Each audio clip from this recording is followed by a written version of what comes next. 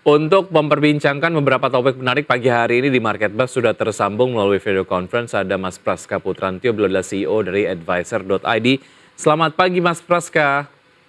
Ya, halo selamat pagi, Mas Baik, Vicky. terima kasih Ya, sudah hadir bersama kami di Market Bus. Langsung saja kita akan ya, simak bagaimana sebetulnya reaksi pasar ataupun mungkin analisis Anda terkait dengan keputusan Bank Sentral Amerika Serikat yang kembali menaikkan suku bunga acuan 25 basis point begitu, walaupun memang sudah terprediksi sebelumnya, tapi ya, kemudian ini nampaknya menjadi satu dalam tanda kutip justifikasi terhadap kenaikan dari suku bunga acuan berikutnya, mengingat Amerika Serikat sendiri ataupun mungkin The Fed tidak kemudian mempertimbangkan Amerika sedang ada di ancaman resesi. Analisis Anda seperti apa, Mas Praska? ya, baik. Jadi kalau saya amati ya, memang sebenarnya kenaikan suku bunga acuan Bank Sentral Amerika Serikat ya tadi malam ya, ini sebenarnya sudah sesuai prediksi di mana juga kita market ini sudah cenderung memprice in ya pergerakan market kita yang mendekati level tertinggi kurang lebih dalam 3 bulan terakhir ya di posisi April 2023 kemarin di posisi 6.950-an ya sini sudah sempat menyentuh dan juga tampaknya hal ini juga direspon positif oleh investor asing juga ya di mana investor asing justru ke pasar saham kita ini terjadi akumulasi net buy ya di catatan saya sekitar seminggu terakhir itu capai sekitar 1,32 triliun dan sebulan terakhir 4,9 triliun di pasar juga artinya uh, kenaikannya justru karena sudah sesuai dengan ekspektasi dan ekonomi Amerika Serikat juga masih tough ya masih baik-baik saja secara angka pengangguran, secara GDP growth yang masih tertumbuh ini membuat kekhawatiran terhadap perlambatan ekonomi yang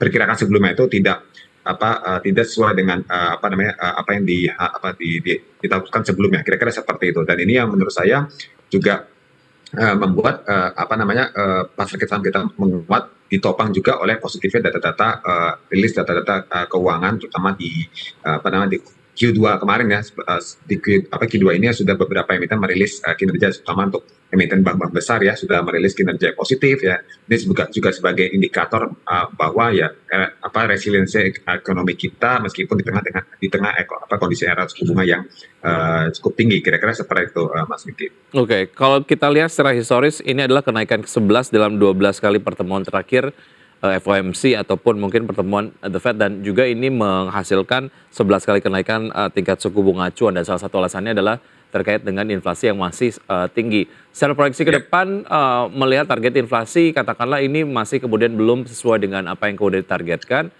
masih akan tetap agresif ya menurut Anda Mas Praska?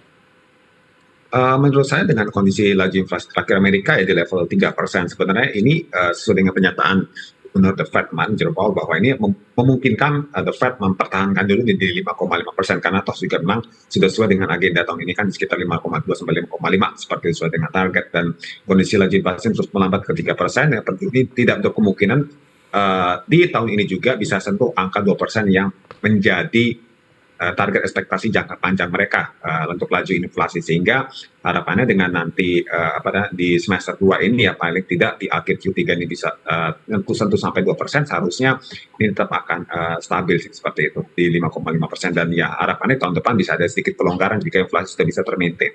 Baik, Anda tadi menyampaikan memang ada indikator-indikator fundamental yang nampaknya menunjukkan kondisi pasar dalam negeri yang cukup resilient lah ya terhadap apa yang kemudian terjadi di global. Salah satunya adalah sentimen terkait dengan tingkat suku bunga acuan. Strategi investasi yang nampaknya harus dilakukan oleh investor bermodalkan indikator-indikator tadi apa, Mas Praska?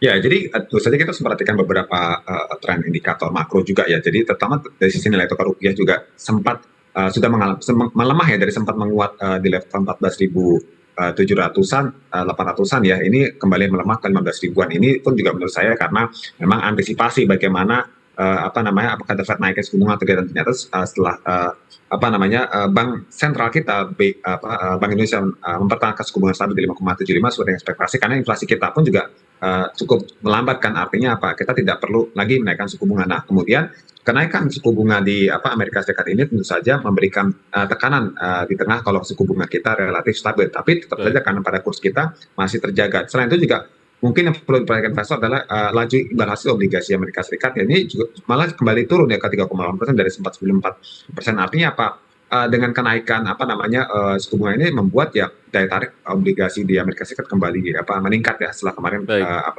sesuai dengan ekspektasi kira-kira seperti itu. Jadi ya strategi menurut saya investor harus memperhatikan bahwa tampaknya market saat ini yang tadi rally ya ini sudah waktunya wait and see karena bisa jadi setelah semuanya seperti as expected ya ini bisa terjadi profit taking jangka pendek kira-kira seperti itu. Baik.